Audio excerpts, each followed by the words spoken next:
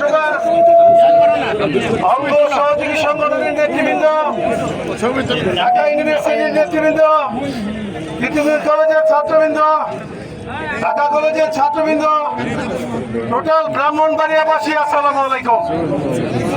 আপনারা ঢাকা বিশ্ববিদ্যালয় সহ শেরেবাংলা তেজগাঁ কলেজ সহ সকল নেতৃবৃন্দ, আসসালামু আলাইকুম।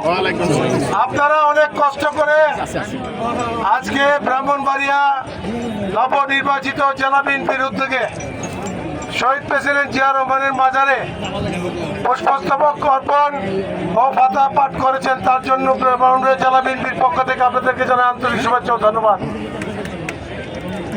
প্রিয় নেতৃবৃন্দ, আপনারা ধৈর্য ধারণ করে আপনাদের জন্য খাবারের ব্যবস্থা আছে, খাবারের প্যাকেট নিয়ে যাবেন। এখন আপনাদের সামনে বক্তব্য রাখবেন ব্রাহ্মণবাড়িয়া জেলা বিএনপির বিপ্লবী সভাপতি ইঞ্জিনিয়ার খালেদ হোসেন মাহবুব শ্যামা।